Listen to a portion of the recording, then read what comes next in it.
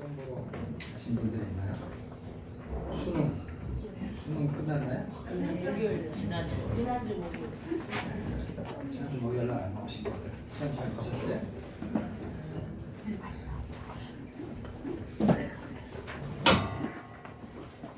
저거 좀 팩트 좀 어떻게 오늘은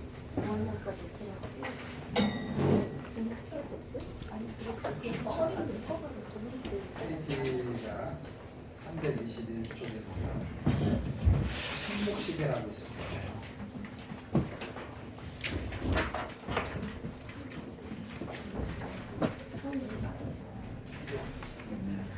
저쪽은 인공위가 많네요. 좋네요. 보기 좋네요. 보기 좋은 게 뭐가 있습니까? 마이크 좀 소리 좀 높여주세요. 그 침묵시대 요약된 글을 같이 한번 읽겠습니다. 찾으셨나요? 10이라고 써있고 침묵시대 디아스포라 한 10줄 정도 되는데 같이 한번 읽겠습니다. 시작! 각 성경의 마지막 책인 말라기서를 끝으로 예수 그리스도가 이 땅에 탄생일까지의 기간을 침묵시대라 하며 신구약 중간사라고 한다.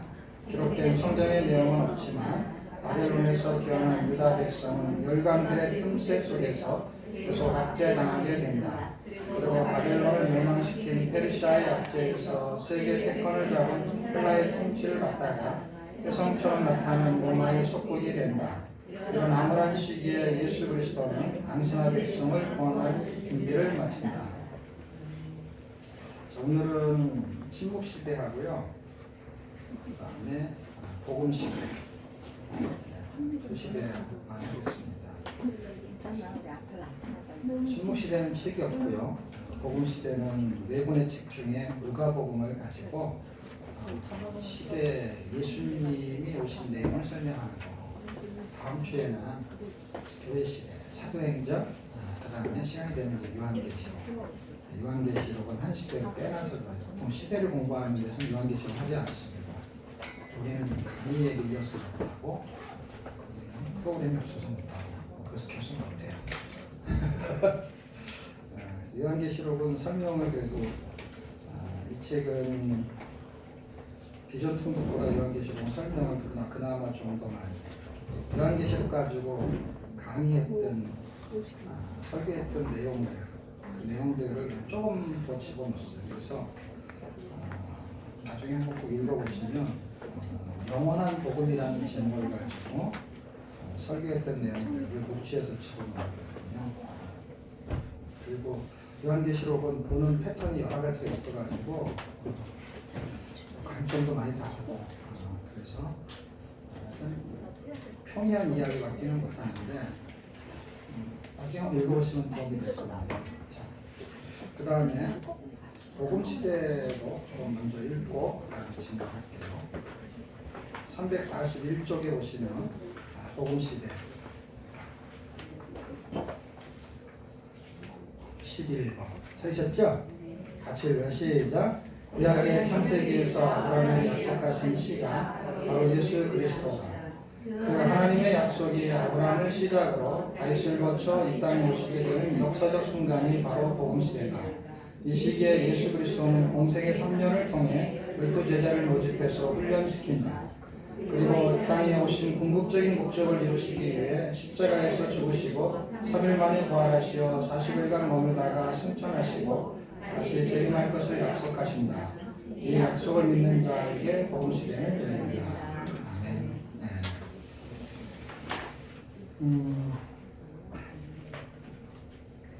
침묵시대는 우리가 좀 전에 읽었듯이 신구약 중간시대 이렇게 부르기도 합니다. 이제 이때 준비를 많이 해요. 세계사의 역사가 흘러가고 세계사의 역사는 다니엘서 2장에 있는 글을 근거로 하게 되면 금신상이죠. 전체가 금은 아니지만 이제 금으로 출발해가지고 이제 발가락까지 오는 쪽의 내용이 전체를 그냥 금신상이라고 다른 말로는 뭐라고 하느냐 세상 나라다 이렇게 말해요. 그러니까 다니엘 시대 때 포로 잡혔을 때에 하나님이 그 당시에 4대 열강 지금도 마찬가지고요.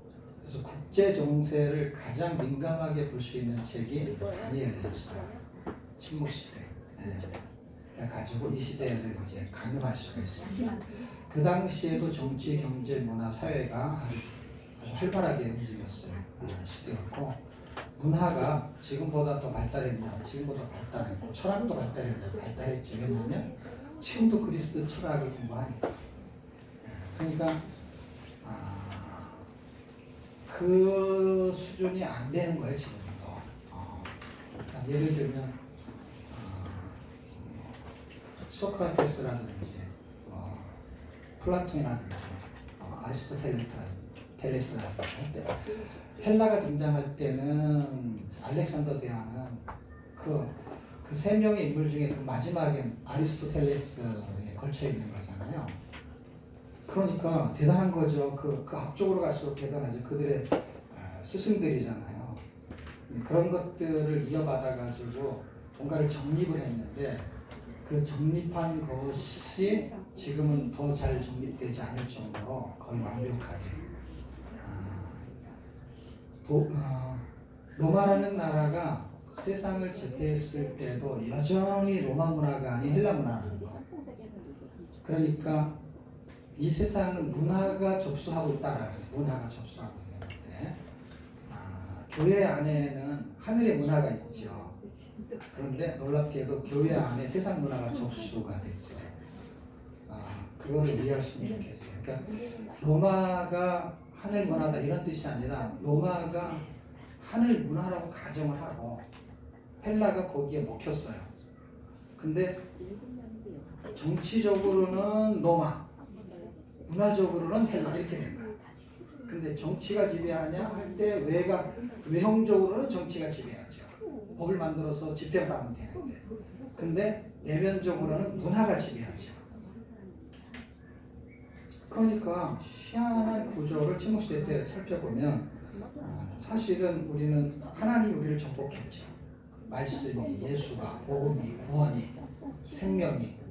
그런데 그게 이 뼛속까지 들어오질 못하고 그분이 내 안에까지 들어왔는데 하나님이 우리와 함께 살잖아요. 임마누엘. 어디쯤에 살 것 같아요, 여러분? 여기 머리 끝에서부터 발톱까지 어디쯤에 살 것 같아요?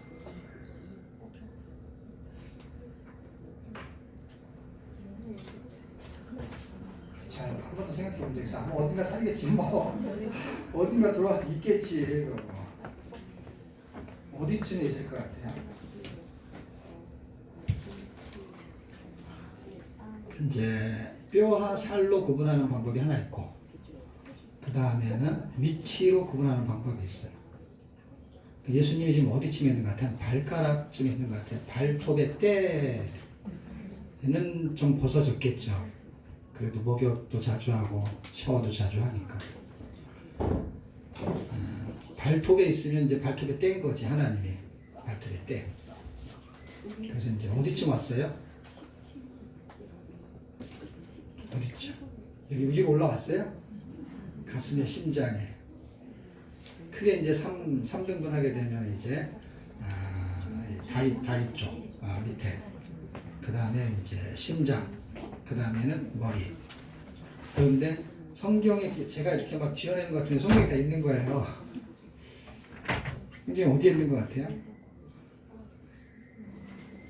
고린도 전서에 있잖아요. 지체라는 거는 뭐냐면 이런 게 다 지체잖아요. 어떤 건 발, 어떤 건 손, 어떤 건 손가락. 그런 게 지체잖아요. 그럴 때 그리스도의 지체잖아요, 우리가. 그러니까 그리스도가 우리 안에 있지만 우리의 어디에 해당되는 위치를 차지하면서 우리끼리 지체이면서 우리 안에 내 한 몸에도 지체가 있잖아요. 그러니까 한 몸을, 교회를 한 몸으로 볼 때 우리들이 한 몸 안에 있는 지체이면서도 그 한 몸인 나를 볼 때 이게 다 지체잖아요, 그렇죠? 그랬을 때 예수님이 전체 어디, 나의 어디에 위치를 잡아주잖아요. 그렇죠? 그런데 고린도 전서의 위치를 잡아주잖아요. 그분은 머리라면서요. 머리. 그러니까 머리로 올라와야 되는 것이죠. 머리로. 근데 그게 정치, 경제, 사회, 문화할 때 그게 문화적인 요소를 가지고 있다는 거죠. 왜냐하면 삶이 문화거든요. 이거 문화가 지배를 하는 거예요. 결국에 나중에는.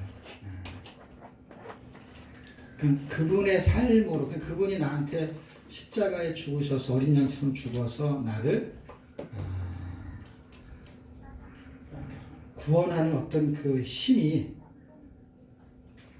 내 안에 들어와서 나타날 때 머리니까 명령으로 나타나는 게 아니라 문화로 나타난다는 거죠. 그 명령으로 나타난다는 거는 율법이 너무 많이 움직여가지고 그냥 무서워가지고 막 하는 개념이고, 문화로 나타나는 거는 그분의 사랑이라는 게 나타나서 은혜로 하는데 그게 삶의 형태를 잡아줬기 때문에 문화가 돼요. 그래서 문화가 연결이 돼가지고 교회 문화가 형성이 되는 거예요. 그런데 그게 시간이 지나면서 놀랍게도 교회 안에는 세상 문화가 들어와서 세상 기준으로 교회를 운영해요. 그러니까 이제 교회의 정치라고 합니다.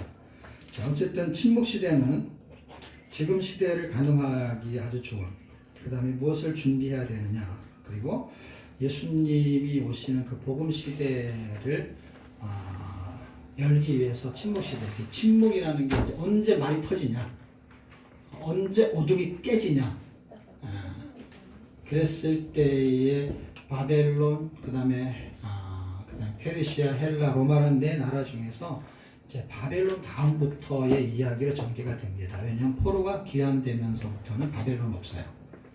그리고 페르시아, 헬라, 로마 세 나라 일대의 침묵시대가 움직이는 거거든요. 그럴 때 침묵시대가 움직이는 중에서도 페르시아가 움직일 때는 성경이 사실은 에스라 느헤미야, 오늘 삼각형은 안 되는데 그 에스라 느헤미야 여러분 그 도표 있죠? 에스라 느헤미야 그리고 말라기 이런 책들은 페르시아 시대 때 끝나요. 그러니까 성경이 안 써진 침묵 시대를 말하려고 하면 헬라하고 로마밖에 없어요. 그런데 금신상 전체를 그냥 침묵 시대로 그냥 놓고 보면은 이제 이해하기가 좋죠. 왜냐하면 세상 나라의 문화가 교회를 접수하려고 하는데 교회가 무너지지 않는다는 거예요. 이 침묵 시대. 하나님의 말씀이 기록되지도 않고 말씀이 없고, 그런데도 이상하게 하나님은 세상 나라를 통해서도 하나님의 나라를 준비하고 계세요.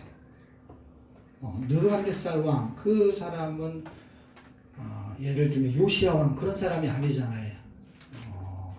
예를 들면 히스기야 왕 이런 사람이 아니잖아요. 느부갓네살, 그 다음에 애굽의 바로, 그 다음에 고레스 이런 사람들이 이름들이 가끔 로마서 같은 데 보면 나오거든요. 근데 하나님이 그들을 사용한다는 거예요. 그런 부분들을 좀 심도 있게 보면은 재미있는 내용이고요. 그런데 또 이제 우리가 해야 될 내용들도 많고, 그래서 깊이 있게 또 그쪽만 다룰 수는 없고. 자, 어쨌든 좀 서론적으로 제가 침묵 시대를 준비할 때 복음 시대를 준비하는 게 침묵 시대예요. 그러니까 침묵 시대에도 여전히 뭘 설명하냐면 예수를 설명해요. 예수 그리스도의 탄생을 준비하는 거에 아주 클라이막스가 침묵 시대예요. 예를 들면 내일이 오기 위해서 오늘의 어두움이 있단 말이에요. 밤이 있단 말이에요. 근데 어두움이 짙고 짙을수록 새벽이 가까이 오는 거일 때, 새벽이 복음 시대 예수님이라고 하면은 그 어둠이 아주 짙은 것은 딱 침묵 시대에 해당이 되는 것이죠. 그러니까 포로 시대도 아닌 거야. 포로 시대는 어둠이 생기는 거고, 그리고 기환하는 그 시점에서도 어둠이 많이 이제 짙어지게 되고, 그리고 침묵 시대를 말한다면은 이 시간으로 말한다면 아주 깜깜한 어둠, 그래서 아주 침묵 시대, 어두운 시대 이렇게 표현해도 틀리지 않을 정도로 그 기간이 또 짧지도 않아요. 한 400여 년 정도 지속이 돼요. 거기 그 어둠 속에서 하나님 무슨 일을 하고 계시는 거예요. 여러분의 인생을 살다 보면은 그 앞이 보이지 않고 그런 걸 우리는 터널이라 그러잖아요. 그렇죠? 그 터널의 끝이 어딘지 모르고 터널이 짧으면은 저쪽이 보이잖아요. 이렇게 보면은 요 정도 터널이면 좀 밖이 보이는데 길면 사실은 터널 밖이 안 보일 정도로 긴 터널이면요 가늠을 못해요. 그러니까 내가 얼마큼 이 고난이 얼마큼 정도면 끝날지를 알면 사람이 참을 수 있대요. 견딜 수 있대요. 그 옛날에 실제 있었던 사례였던 것 같아요. 예화로 저는 예화책을 거의 안 보는데 읽었던 기억이 나요. 그 한우물을 파야 된다는 것을 예화로 말하기 위해서 어떤 사람이 돌을 너무 많이 들여가지고 재산을 다 들여서 이제 기름을 이렇게 꺼내기 위해서 땅을 파잖아요. 땅을 막 팠는데 아무리 파도 그 유전에서 기름이 안 나오는 거예요. 그런데 멈췄다 다시 하고 멈췄다 다시 이제 도저히 그만해야지 하고 딱 멈췄는데 그 1m만 더 파면 기름이 나온대. 딴 사람이 사가지고 1m를 파가지고 기름을 냈다. 근데 이 사람이 1m만 더 파도 된다는 거 알았으면 그만둘 리가 없잖아요. 그러면 우리가 신앙생활 하는 동안에 고난이라는 게 있는데 이 고난이라는 것이 끝을 알면 뭐 1m, 그 1m 아니면 1년 이런 거라면은 한번 해볼 만하잖아요. 그럼 질문을 할게. 고난의 끝이 몇 년 정도 남은 것 같아요, 여러분한테? 그거를 알면 얼마나 좋겠어요, 그렇지? 제가 여러분이 오시면 기도해가지고 알려드릴게요. 봉투에 돈을 좀 놓았고.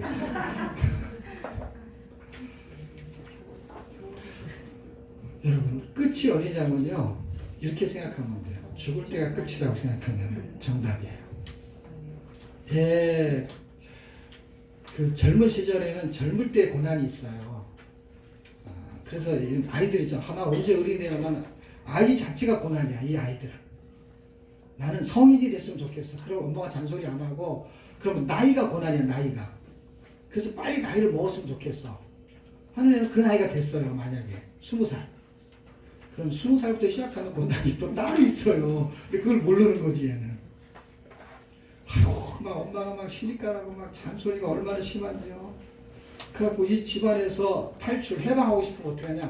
지금은 자기가 돈 벌어서 뭐 원룸 같은 거 했는데 옛날에는 사실은 결혼 외에는 밖에 나갈 일이 없었어요. 옛날이라는 얘기는 옛날 사람만 아는 거죠. 원룸이 없을 때. 그러니까 이 집구석을 나가보려면 어떻게 해야 되는 거야? 결혼을 해야 되는 거야. 그럼 결혼을 하게 되면 이게 해방인 줄 알았어요. 그랬더니 이상한 놈을 만나가지고 새로운 고난이 또 시작이 돼요.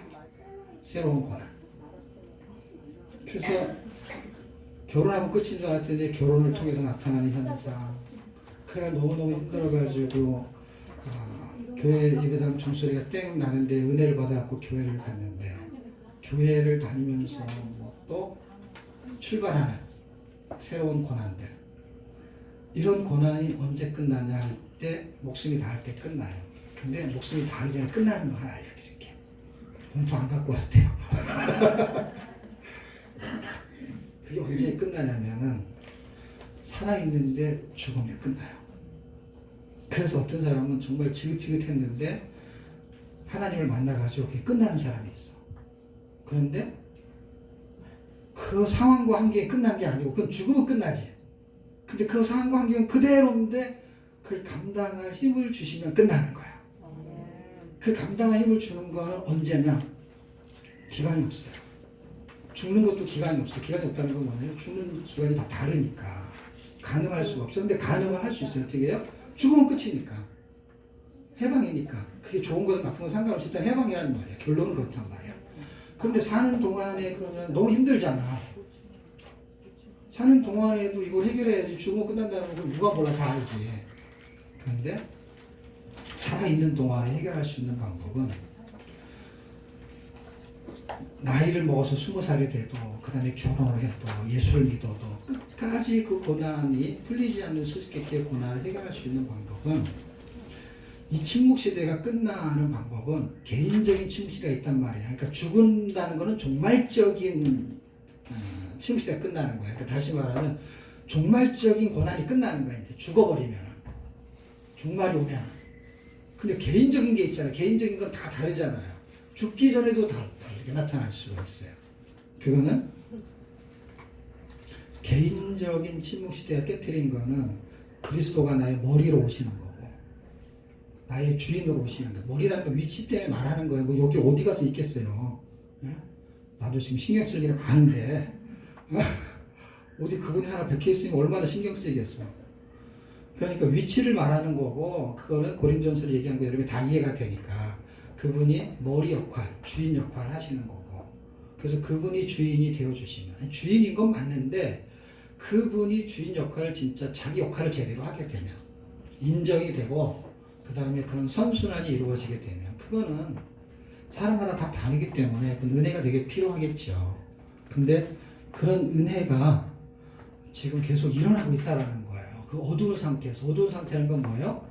각자의 질병의 고난, 물질의 고난, 그럼 또 뭐? 자식의 고난, 수능의 고난. 그 수능 끝나는데요. 학교 들어가면 또 뭐 고난이 있어요. 이상하게. 그리고 학교를 졸업해도 고난이 있어요. 왜? 취업이 안 되잖아.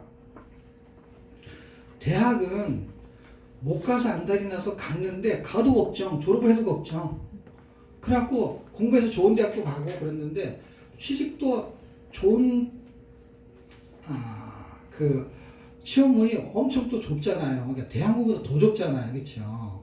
그런데 내가 서울대 같으면은 다른 지방대보다 대학문이 더 좁아요? 안 넓어요? 좁아요. 내가 가봤어요. 근데 되게 넓더라고. 서울대 앞에 자주 가거든요. 근데 문 되게 넓더라고. 저도 맨날 들어갔다 나왔다 해요. 근데 사람들이 거기를 못 들어가 이상하게. 그렇게 해서 좋은 대학 나왔으니까 서울대 나왔다고 치자고요. 정말 열심히 해서. 그리고 우리나라에서 제일 좋은 기업체 어딘지 모르지만 그런 데 갔다고 치자고요. 그러면 고난이 없어질까요?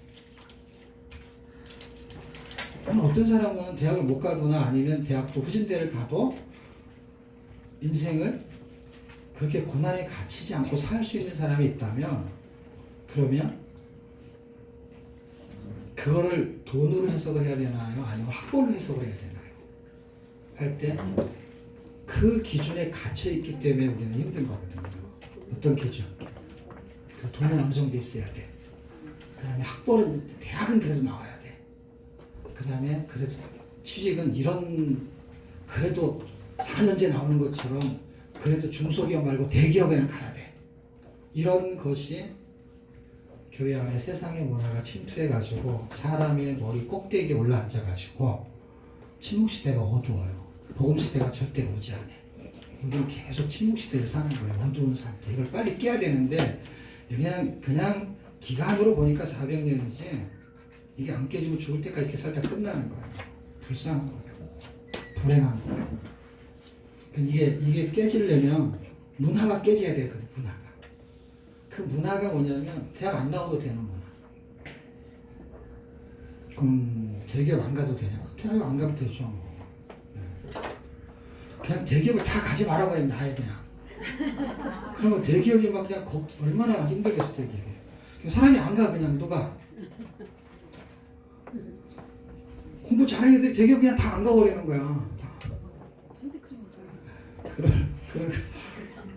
그래가지고 공부 못하는 애들이 대기업을 막 가. 그게 문화거든요. 근데 그런 문화를 역행하지를 못하는 거죠. 어떤 게? 현실이. 그런데 현실이 그래요. 근데 그 문화를 역행할 수 있는 문화가 있어요. 그게 뭐냐? 그게 신앙이거든요. 신앙. 그래서 거창 고등학교라는 게 생긴 거 아니에요. 그렇죠? 얼마나 거창하면 거기 동네 이름은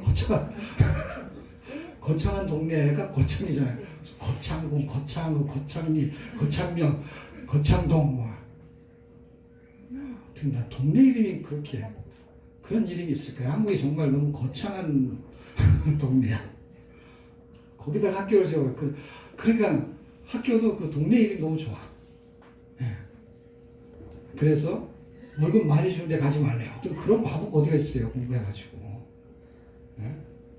좋은 데 가지 말래요. 그 문화를 역행하는 거죠.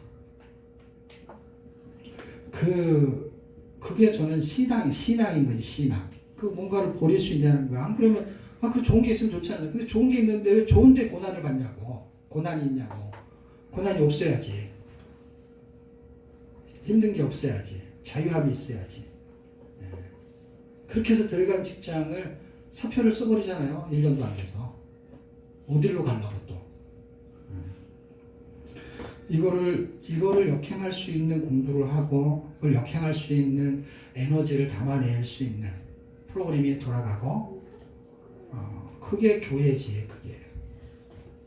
그걸 교회가 해야지.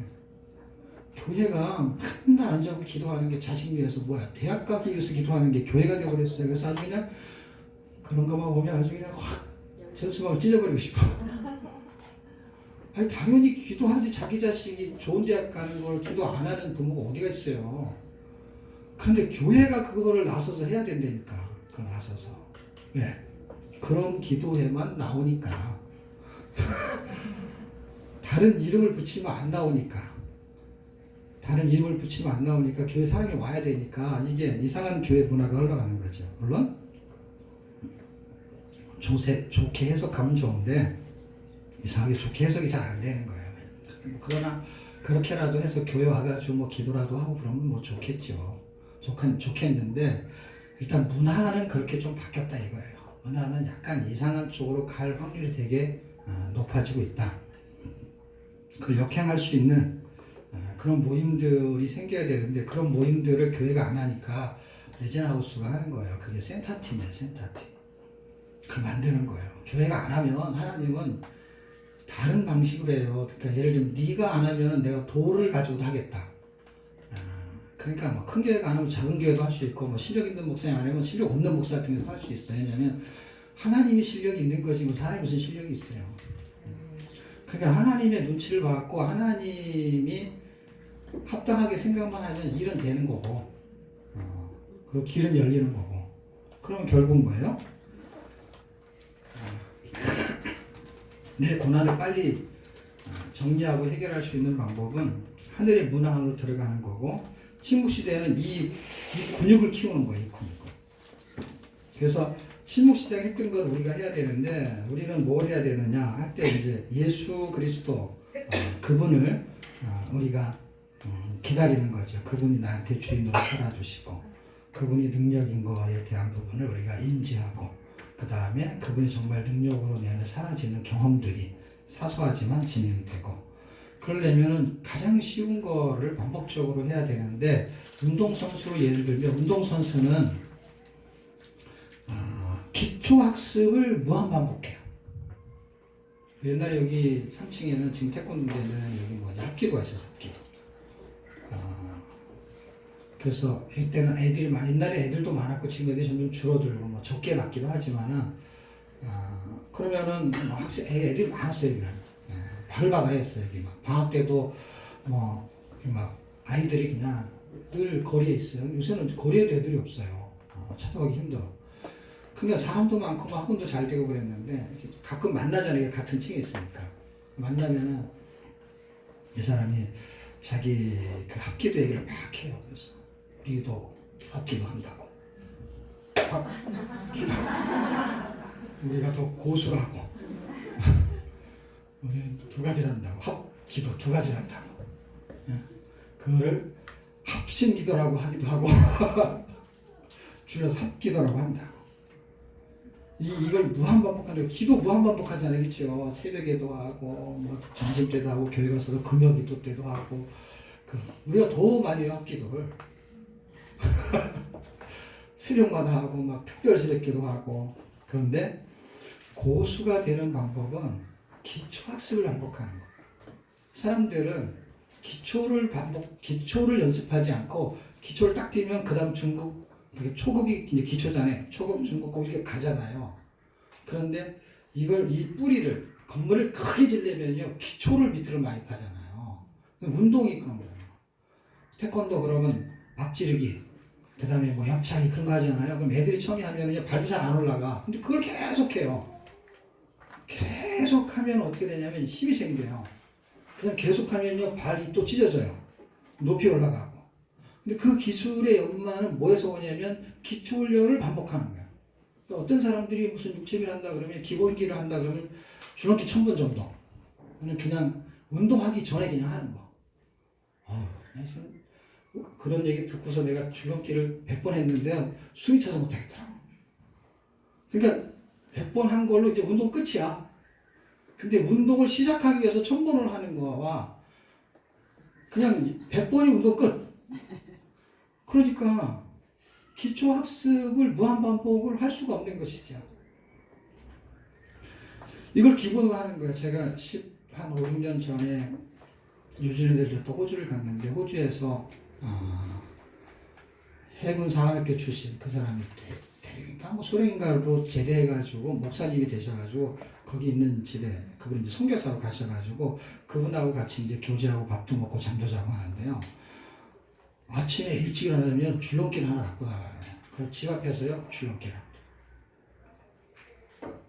기초학습 막 역기를 들고 막 이런 걸 하는 게 아니라 매일 반복하는 걸 뭘 하냐면요, 이거 그냥 줄넘기 돌리는 거를 기본으로 해요.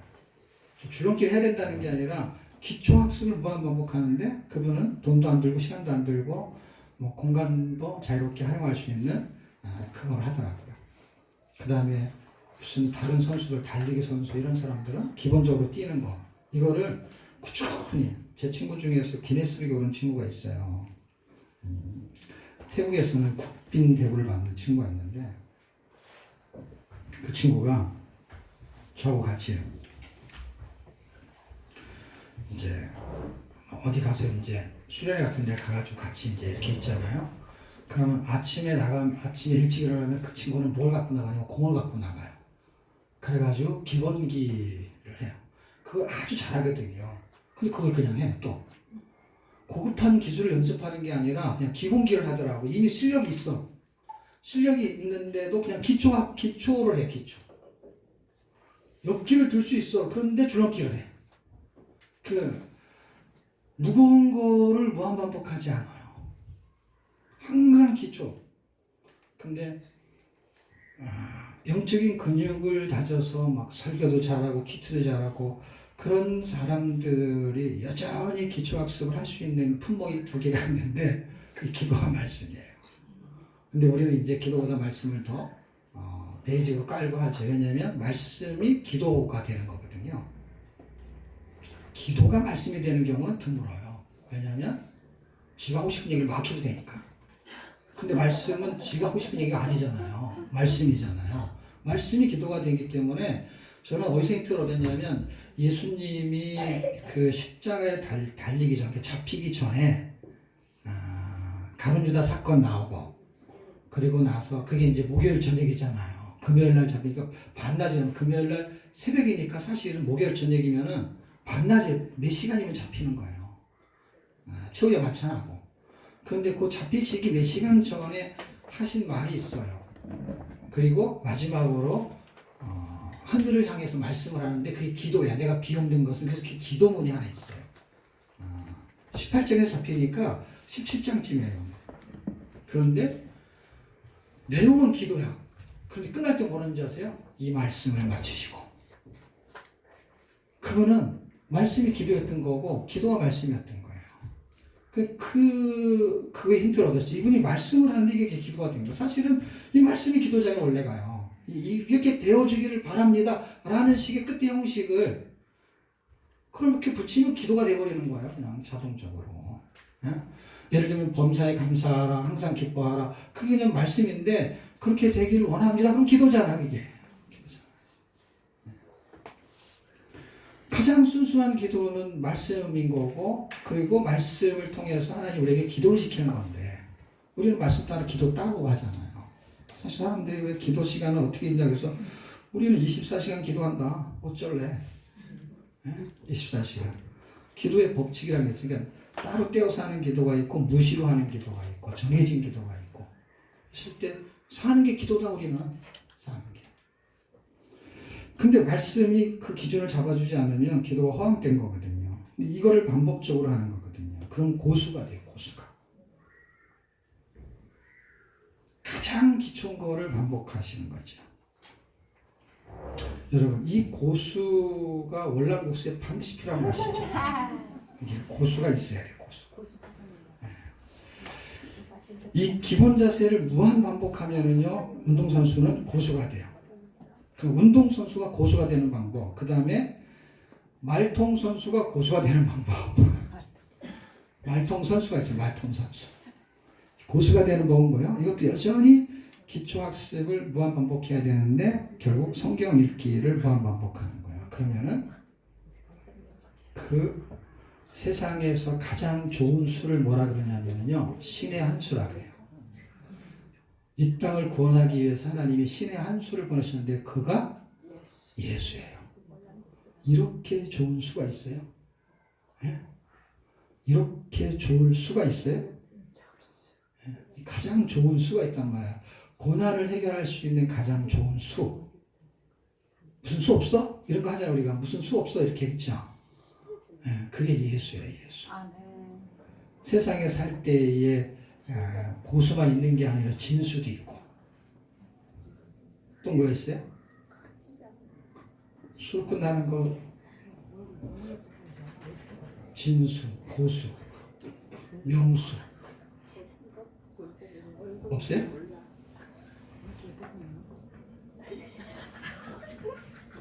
백수? 그 백수가 있네. 백수. 대단한 수예요. 뭐라도 안 물면 듣는 수 백수. 네? 골수, 월소, 실수, 허수. 우리가 좋은 쪽으로 말하는 수는 진수, 그 다음에 명수 이런 수가 있잖아요, 그렇죠? 고수 이런 거. 그 최고치를 말할 때, 그렇죠? 그런데 더 고수를 말할 때 정말 이건 신의 한 수다 라고 말하는 그 수, 바둑 둘 때만 말하는 게 아니라 나에게 신의 한 수는 뭘까?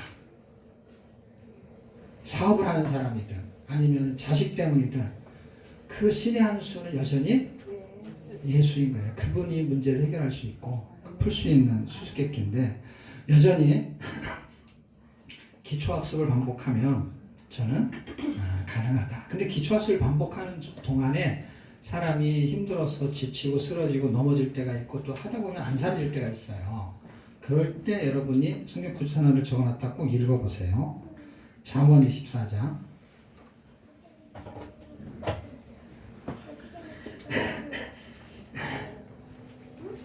잠언 24장 16절. 아기는 넘어지면 잘 못 일어난대요. 왜 못 일어나는지 혹시 아세요? 아기는, 왜냐면 악인의 형통이, 악인과 의인을 말할 땐 악인의 형통이 항상 움직여서 그냥 이 사람들은 예수가 아니고 그 사람들은 술수를 써, 술수. 그 술수를 쓰는데 명수들이야, 이 사람들이. 그래가지고 나쁜 짓을 하는데도요, 잘 먹고 잘 살아.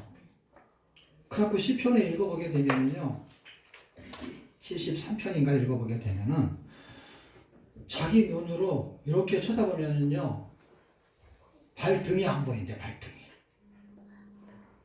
왜 안 보이는 줄 아세요? 왜 이렇게 나와가지고 안 보인다는 거. 그런 표현이 있어요. 잘 먹고 잘 산다는 표현을 그런 식으로 했더라고. 이렇게 배가 나와서. 그 사람들은 늙어서 죽을 때도요, 그냥 그렇게 힘들게 죽지 않는다는 식으로. 그래서 악인이 형통하는데 악인이 형통하는 거는 어느 분야를 봐도 너무 악인처럼 살고 싶은 마음이 들게끔 악인들이 이렇게 딱 나쁜 놈인데 사는 게 부러워. 그런 거. 그런데 의인, 근데 그 사람들은 넘어지면 못 일어난대요. 왜 못 일어나겠어요? 못 일어나겠지. 왜 일으켜줘야죠. 잠언 24장 16절 읽으면 의인은 7번 넘어질지라도 다시 일어나거니와 하는 거를 우리나라에는 사전오기와 7.8기라는 게 있어요. 근데 제가 어디선가 사전오기에 해당되는 거 읽었는데 그걸 컴퓨터로 찾는 게 아니고 읽다가 찾은 거였는데 그냥 머릿속으로 외우지 하고 외웠다가 찾으려니까